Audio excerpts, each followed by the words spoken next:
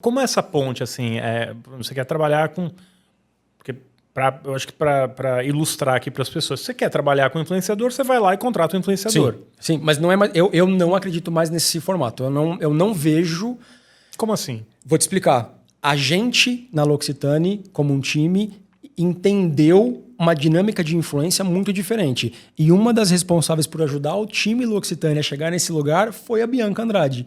A gente tem uma relação com ela já de 4 anos, vai fazer 4 anos esse ano agora. E a gente senta muito... Que é raro, né? Normalmente a marca contrata a pessoa para fazer aquela campanha. Obrigado, tá aqui, fala do meu produto, tchau. Exatamente. Até porque eu vejo que as marcas, quanto maior, inclusive, mais difícil ela conseguir ter essa relação muito próxima. Mas a gente viu muito valor em... Se a Bianca vai ser a nossa embaixadora de marca, ela não vai ser só uma influenciadora, eu quero e eu preciso que ela esteja comigo nesse caminho. E a Bianca também é muito aberta, porque ela é uma empresária, ela tem um olhar... empreendedora, né? Assim, tem uma olhar. História bem rica, né? De crescimento e amadurecimento também, né? De entendimento de marca, assim por diante. E como ela se posiciona no mercado, as crises que ela já passou, que ela já enfrentou, como ela escuta a audiência dela, como ela tem uma base que ela constrói. Então, a gente sentou muito com ela para entender esse modus operandi e a gente, como empresa, falou, aqui tem uma maneira de fazer diferente. Que o mercado talvez ainda não está no mesmo caminho, a gente pode sair na frente, foi assim que a gente decidiu fazer. Então a gente não acredita na contratação pura. Até a Fernanda Torres, a gente namorou por muito tempo ela, antes de decidir e analisar números e tudo mais. E a conversa com o time dela foi uma conversa muito de... Ela gosta da marca, ela realmente conhece, ela já usou, porque a gente não quer só ela como imagem. Então a gente procura fazer muito isso. Tem contratações mais pontuais? Tem, mas até a pontual a gente faz um estudo se teve alguma interação, a gente já conseguiu, a gente vê que aquele influenciador já organicamente falou da gente em algum momento, porque cada vez mais o consumidor não consegue, e acho que tem um pouco da culpa, que o mercado ele acabou indo para um lugar não tão bom, né? Alguns nomes foram e falam de coisas que você percebe que não são tão legais. A gente tem as famosas bets hoje, que a gente está vendo que está uma crise... Por causa da Virgínia, né? Uma crise gigantesca para vários nomes.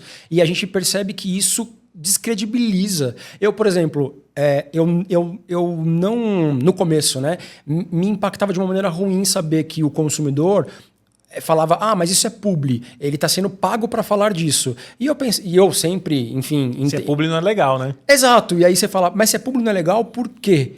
Porque o influenciador ele deveria escolher o que esse é o trabalho dele. Ele só deveria falar do que ele de fato gosta, do que ele de fato usa. Mas acabou caindo no lugar de, você está sendo pago, será que ele usa mesmo? Será que é verdade?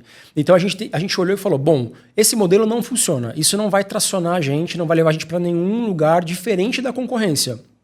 E a gente gosta muito de ser competitivo, de sair na frente, fazer coisas diferentes, se colocar numa maneira, até pelo tamanho da empresa, né? Quem nós somos e o jeito da gente fazer as coisas, ele de fato ainda a gente ainda está no momento de crescer, de expansão. Então a gente falou, vamos nos diferenciar por isso. A gente decidiu contratar os influenciadores de uma maneira que não é essa.